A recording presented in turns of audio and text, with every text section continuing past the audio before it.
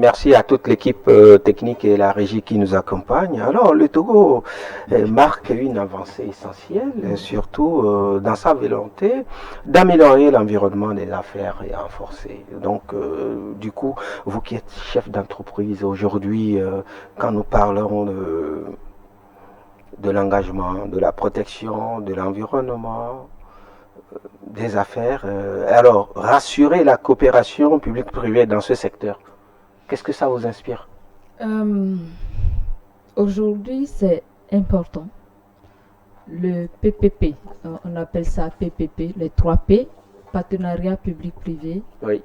est très important pour véritablement booster l'économie.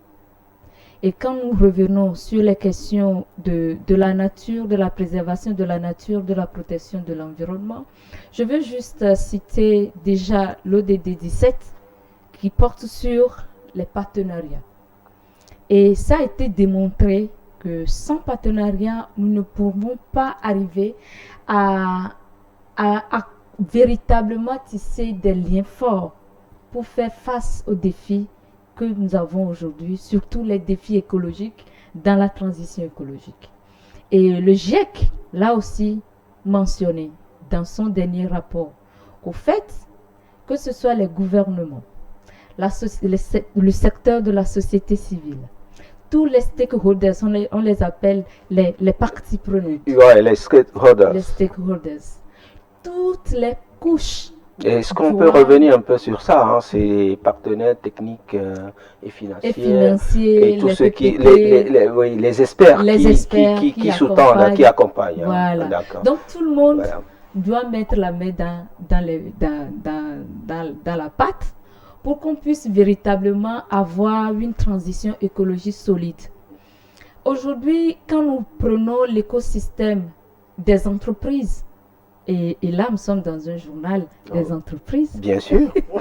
C'est très important aujourd'hui parce que tout ce que nous avons, les entreprises font leur économie basant sur tout ce qui est de la nature. Ah oui, ils détruisent l'environnement, ils jettent les déchets toxiques dans les lacs, dans les rivières, et puis on n'a plus de poissons dans la sauce. C'est ça. En fait, quand nous prenons l'économie, et c'est pourquoi on dit par exemple, l'économie ne peut pas être dissociée des questions de développement durable. Et ça, c'est sûr. Et quand vous prenez le concept même de développement durable, on a 3 piliers. On a l'économie, on a quoi encore? L'écologie et le social. Ce sont les 3 piliers. J'en reviendrai sur une question sociale et liée au genre tout à l'heure. Tout à fait. Donc, c'est tellement important aujourd'hui de créer ou bien de renforcer les partenariats et pour véritablement relever les défis. Aujourd'hui, quand nous prenons la préservation des ressources naturelles, sont en voie. Il y a certains qui sont en voie, certains sont en voie de disparition. Quand nous prenons les questions de changement climatique qui bouleversent même l'économie mondiale, il est important aujourd'hui de tisser et de créer des partenariats forts, public-privé. Là où la main du public est insuffisante, le privé vient renforcer.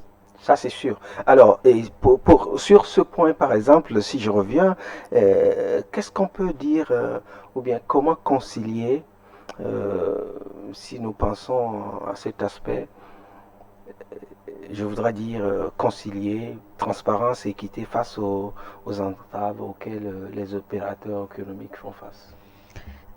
Il y a des défis. Ouais.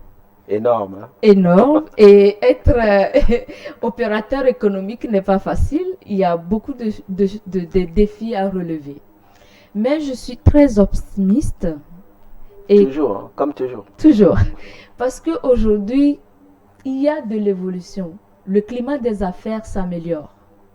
Et quand nous prenons sur les 10 dernières années, par exemple au Togo, nos autorités ont fait beaucoup d'efforts pour véritablement améliorer le climat des affaires. Il y a plusieurs entreprises, des startups qui se créent aujourd'hui et j'en fais partie.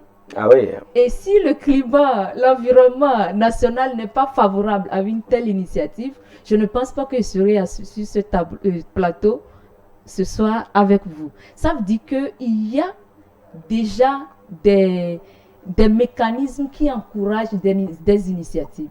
Maintenant, transparence. Quand nous prenons transparence au niveau des entreprises, l'information doit être accessible, Ah oui? claire. Les consommateurs ou bien les acheteurs, tous ceux qui veulent consommer par exemple mon produit issu de mon entreprise, doivent savoir ce qu'ils sont en train Et d'avoir. l'exemple de la télévision deuxième, hein, qui Voilà, distille des informations, des conseils utiles, utile en temps réel en surtout. temps réel. Ah oui. Donc déjà, c'est ça, on a une obligation de transparence envers nos clients. Maintenant, l'équité, c'est ça qui est important. Ah oui. Aujourd'hui, j'encourage et puis j'apprécie beaucoup une initiative gouvernementale. Et là, je tire chapeau à notre gouvernement et aussi à notre président de la République, François Gnassingbé, qui a permis aussi aujourd'hui aux jeunes Oui. d'avoir au moins 20% du marché. Ah, ça, c'est très important à indiquer, hein.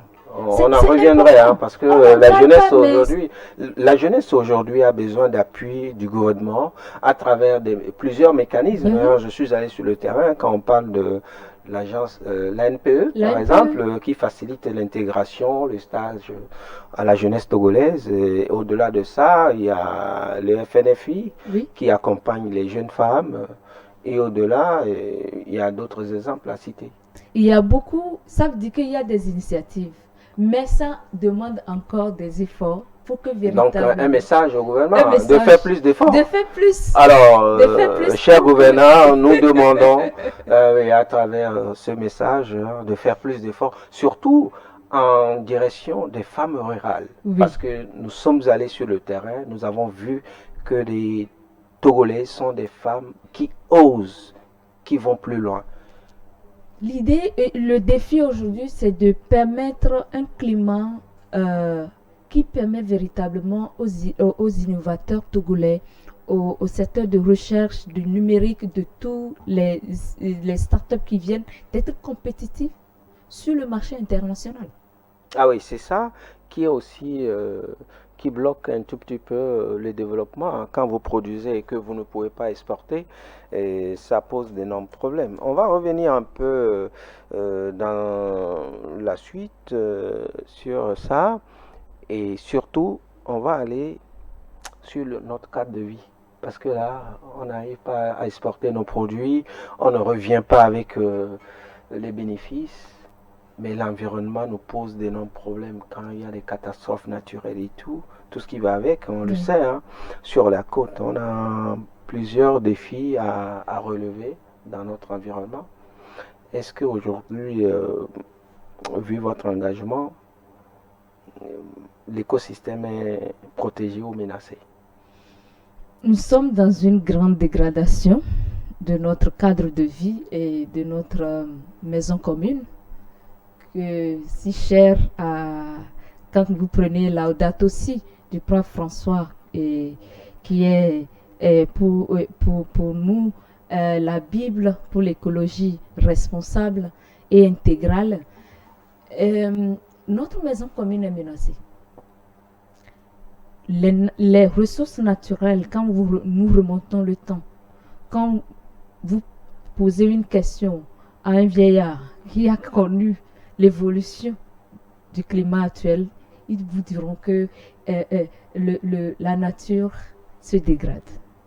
Et on est dans une dégradation alarmante. Et il faut Et des c'est en actions. continu d'ailleurs. C'est en continu. C'est en continu. Quand nous prenons la côte togolaise, par exemple, l'érosion côtière, on a eu des routes internationales qui sont parties dans la mer. On a beaucoup de l'érosion côtière avant chaque année et qui engloutit beaucoup de maisons. Ça, c'est d'abord un problème social qui impacte la vie des communautés côtières. Un problème économique parce que ça engendre des coûts Oui. pour l'État et pour tous les secteurs, y compris au fait. Effectivement. Et quand nous revenons un peu sur cet aspect, il y a ce projet, hein, parlons de Waka, le projet Waka qui concerne 6 pays de l'Afrique de l'Ouest, y compris le Togo. Oui. Mais le Ghana aussi aujourd'hui est impacté par cet aspect de dégradation quand on prend quelques villes, à ne pas en citer ici. À votre avis, et les villes côtières sont menacées ou en voie de disparition? Les villes côtières sont aujourd'hui très menacées et même, je dirais, en voie de disparition si rien n'est fait. Ah oui, et alors qu'est-ce qu'on peut faire?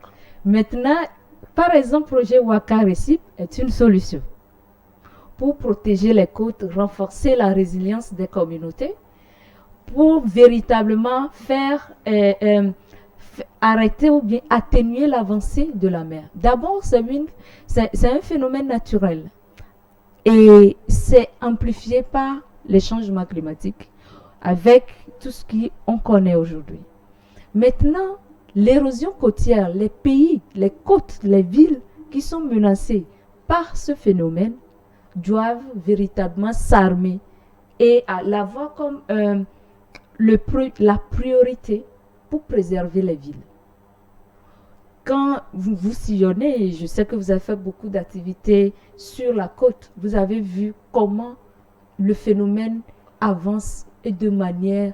Et quand voilà. vous sortez du port autonome de Lomé, vous longez la côte vers la frontière Oui. entre le Togo et le Bénin, vous allez constater sur la plage que la plupart des villages ont disparu et au fait, nos mamans qui exerçaient des activités de pêche, disons, vendeuses de poissons frais, qui font les fumages des poissons et tout, tous ces marchés sont engloutis et même des domiciles qui n'existent plus aujourd'hui. Oui, les domiciles n'existent plus. Même quand vous continuez, vous allez à la plage tout à l'heure, toutes les activités économiques qui sont sur la côte sont menacées.